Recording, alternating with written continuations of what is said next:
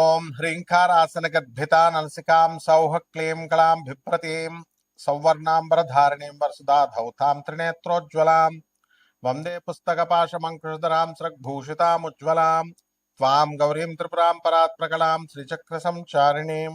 ఓం శ్రీ దుర్గామలీశ్వరాభ్యాం నమః. మనకి ఒక్కొక్కళ్ళు ఒక్కొక్క వృత్తి చేస్తూ ఉంటారు. చేసినా సరే ఆయన ఎదగలేకపోతూ ఉంటాడు. దానికి కారణం పూర్వజన్మ కర్మలు. అలాగే ఒక్కొక్కళ్ళు పెళ్ళిళ్ళు చేసుకుంటారు.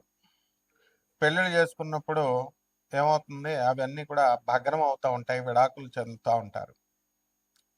కాబట్టి ఇలా ఒక ఉద్యోగంలో చేరినటువంటి వ్యక్తి, అతనికి ప్రమోషన్స్ లేకపోవడం, ఎదుగుదల లేకపోవడం, ఈ రకంగా మనకి ఇవన్నీ కూడా ఉంటాయి.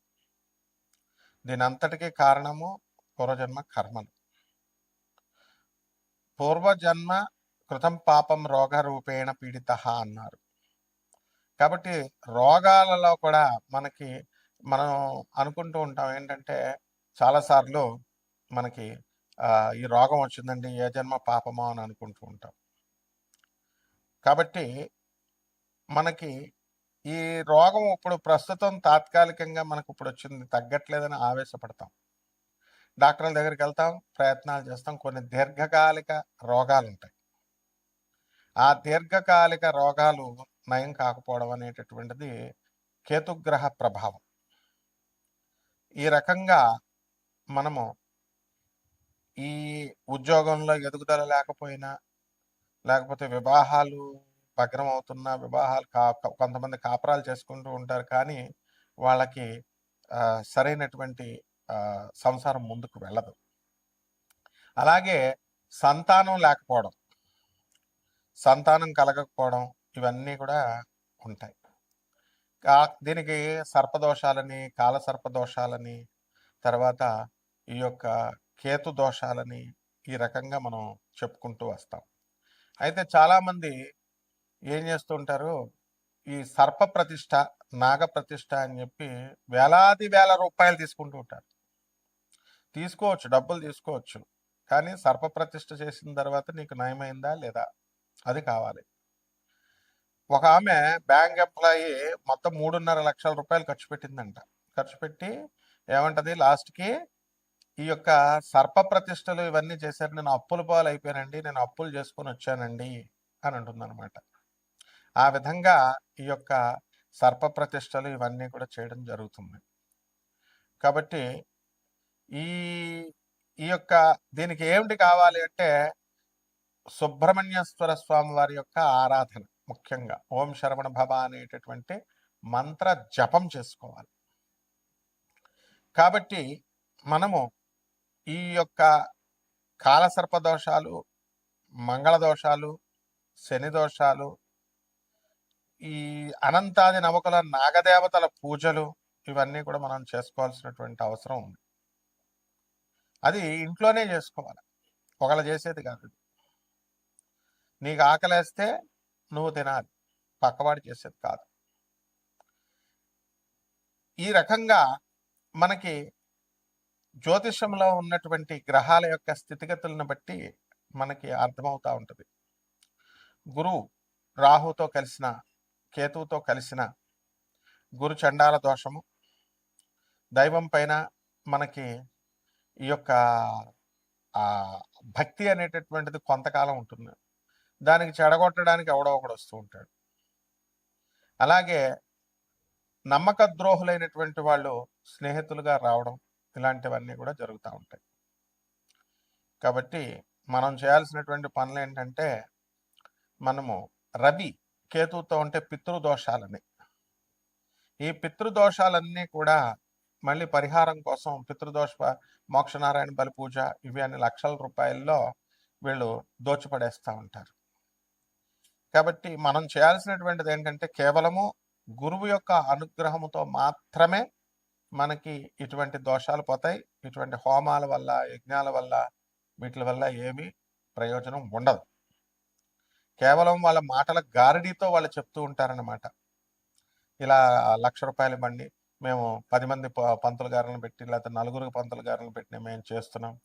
నీకు రిజల్ట్ అవుట్కమ్ అనేటటువంటిది, అవుట్పుట్ అనేటటువంటిది అవసరం. ఈ రకంగా మనకి గ్రహాలన్నీ కూడా ఈ తండ్రి అనారోగ్యం వల్ల, లేకపోతే తండ్రి యొక్క సలహాల వల్ల వీళ్ళు నష్టపోవడాలు, ఇలాంటివన్నీ కూడా తండ్రి సలహాల వల్ల లేదా తల్లి సలహాల వల్ల మనం నష్టపోవడాలు, ఇలాంటివన్నీ కూడా జరుగుతూ ఉంటాయి. తండ్రి నష్టపోవడం వల్ల ఏమవుతాయంటే అండి, తండ్రి సలహాల వల్ల నష్టపోవడం అనేటటువంటిది మనకి పితృదోషం. అలాగే చంద్రుడు స్ట్రాంగ్గా ఉండకపోయినా మీకు ఏమవుతుంది, మాతృదోషం అనేటటువంటిది ఏర్పడుతుంది. కాబట్టి మనం చేయాల్సినటువంటి పని ఏంటంటే, ఈ మనము సాధన అనేటటువంటిది మనం చేసుకోవాలి. గురు సాధన.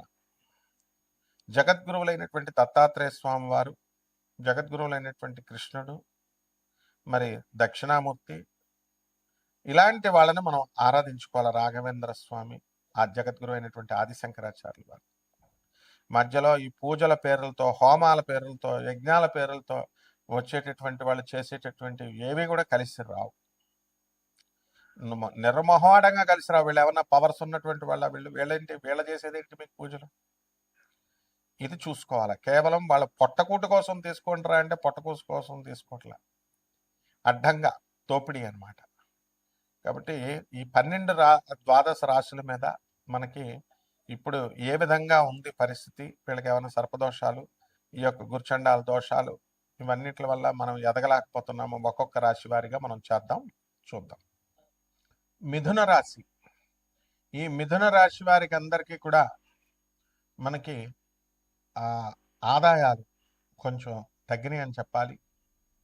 డిసెంబర్ 5వ తేదీ దాటిన తర్వాత మళ్ళీ కర్కాటక రాశి నుంచి జన్మంలోకి ఈ యొక్క గురుగ్రహం రావడం ద్వారా ఆదాయాల కంటే కూడా ఖర్చులు అధికంగా కలగడం అనేటటువంటిది జరుగుతుంది.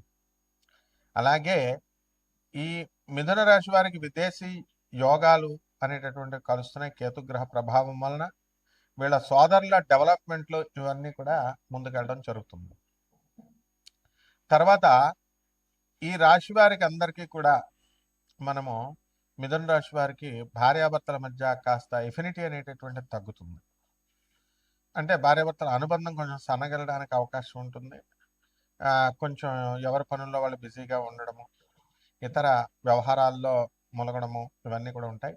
అలాగే విద్యార్థుల దగ్గరికి వచ్చేసరికి విద్యార్థులు చాలా జాగ్రత్తగా ఉండాల్సినటువంటి అవసరం ఉంది. విద్యార్థులు చదువులో ఇంకా కొంచెం శ్రద్ధ చూపించాల్సినటువంటి అవసరం ఉంది. అలాగే ఈ రాశి వారికి అందరికీ కూడా మనము ఏం చేయాలండి అని అంటే, రాహుగ్రహ ప్రభావం వలన కొంత మాయలో ఉండడం అనేటటువంటిది జరుగుతుంది. అంటే నేను ఆర్పి బిజినెస్లు చేస్తాను, జన్మభూమి పాయింట్లు చేస్తాను, ఇలా ఏవో అశాస్త్రీయమైనటువంటి వ్యాపారాల గురించి ఆలోచించడం అనేటటువంటిది ఎక్కువగా చేస్తూ ఉంటారు.